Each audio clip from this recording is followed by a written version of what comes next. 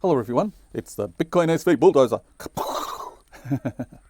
So this will be my last video for the foreseeable future. I am traveling and I don't know where I'm going with this channel. This may be my last video potentially. But I've said that before and it didn't eventuate.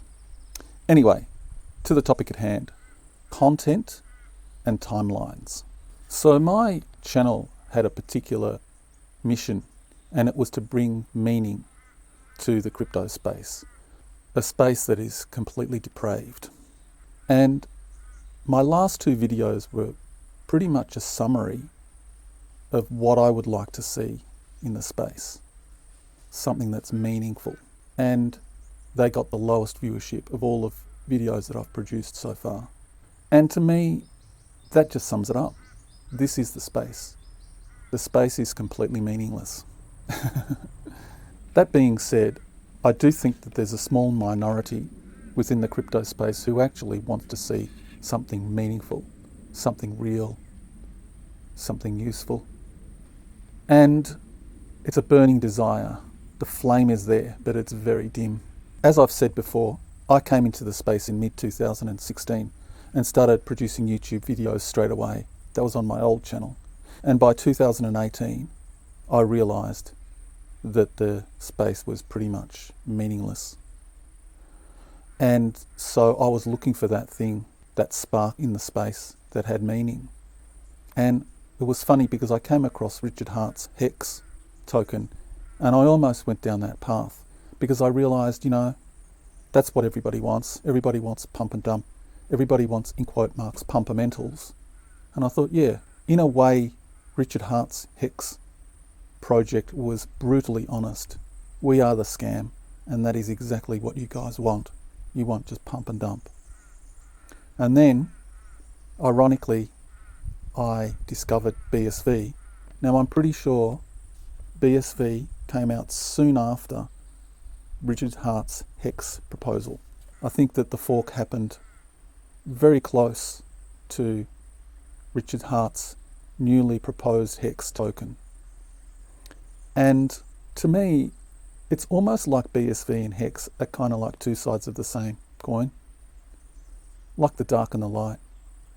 And BSV, when I entered, had that spark. There was actually some meaning there. And for a while, it shone really brightly. And then things happened. I think that the project was once again sabotaged, as Bitcoin has always been sabotaged. I think it was just a continuation of the sabotaging efforts of the globalists, plus some bad timing, COVID coming along. So when I started doing videos again last year, the question was whether or not BSV or Bitcoin had become a limp lettuce, or whether or not it could become that bulldozer again. And I still think that there are some very passionate people within the space. You'd have to be really tenacious to be continuing on with Bitcoin all these years. Just the attack on it is relentless. So I guess basically the message for you out there is that there still is a real opportunity to make money and to become wealthy through the space. But wealth isn't achieved by pump and dump. Wealth isn't achieved by the depravity that you see largely in the crypto space. It's achieved by actually doing something useful and something purposeful. So what you can do, and what I would do if I wasn't being dragged in another direction, is focus on the on-chain economy. And it doesn't even have to be in BSV necessarily, but BSV is the one that works the best. So you might as well use BSV while it's here. And then you can make your money on Dogecoin or Solana or whatever, and become well versed in the landscape of the on-chain economy. Try to become an expert perhaps, although there's a caveat there which I'll come to in a moment. I think there would also need to be a three-pronged attack, because I think you won't be able to overlook AI or the metaverse. So these three things, if you become well versed, if not an expert in these three areas, you could become very wealthy in the foreseeable future. However, the wealth won't be from a place of addiction. It won't be from a place of obsession. It won't be from a place of being lost in the matrix, in the digital matrix. And I'm being basically kicked off the digital matrix.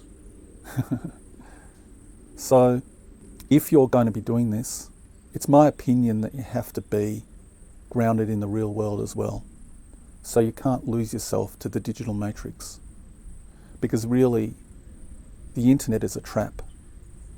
I've heard people say it's the internet, the net, the web, right? So you get lost in the net and the web. Well, I actually added to that. So you've got the net, the web, online, and then blockchain. So in a net, in a web, on a line, in a block, and on a chain. How many more words or parts of words do they need to push in front of us to tell us that it's a trap? So I think if you're going to be doing it, it's a delicate balance. And there's also the idea that I have that possibly they've completely sabotaged the on-chain economy. It's amazing. So what they've done is set it up so that we don't even get the benefits really of the on-chain landscape, and then we just skip straight into the technocratic vision of the world. And if you don't know what technocracy is, you don't know what the globalists, the powers that be, have in store for us. You need to learn what this is, because this is what they're trying to push. And if you don't know what technocracy is, go and read up on it. Research it. CorbettReport.com. James Corbett is an expert in this.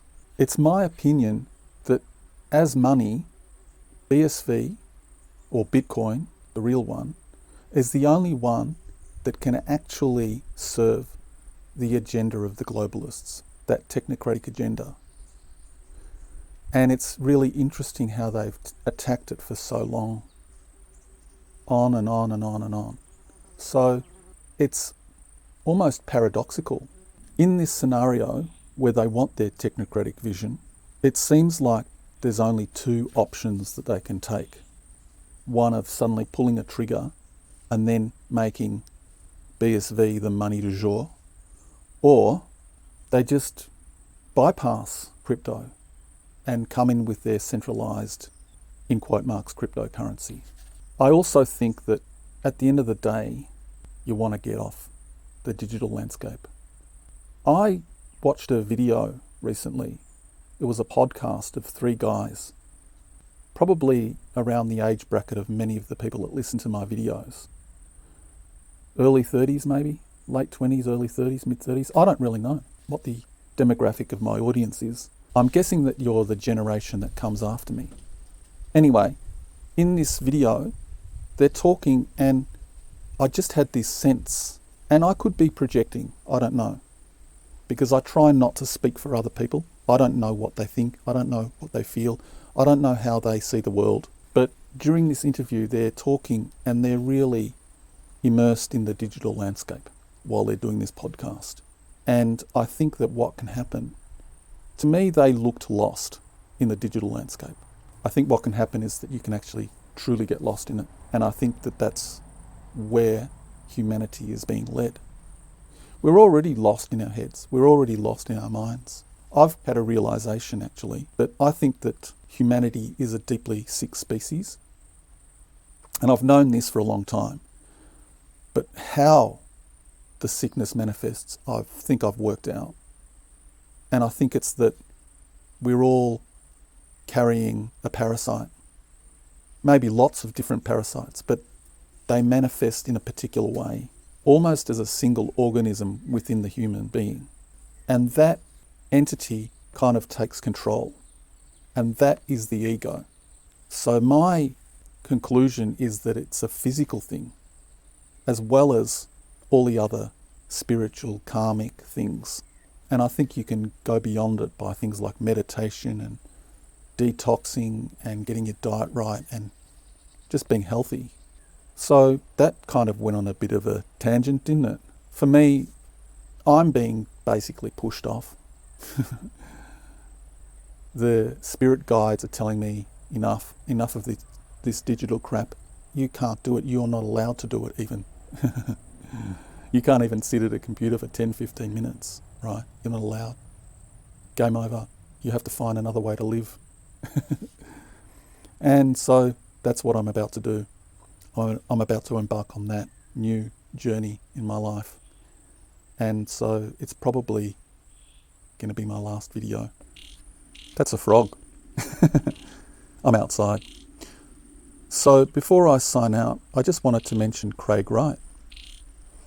And on a previous video I said, beware of what you wish for. If Craig Wright leaves the scene, we might actually miss him and we might want him back.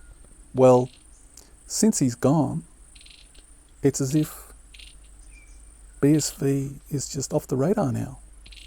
And he's left a massive hole. So I think that his presence in BSV, like I said, grey zone, dual-edged sword, he brings positive stuff, massive amounts of positive stuff to BSV, things that people underrate. And one of those things that I identified is just his energy, his drive, his passion, his tenacity. And I think that at least temporarily, hopefully not permanently, has gone. I think he'll be back though. I think we'll see him back. So, that's it from me. Take care everyone. Good luck with everything. Bye.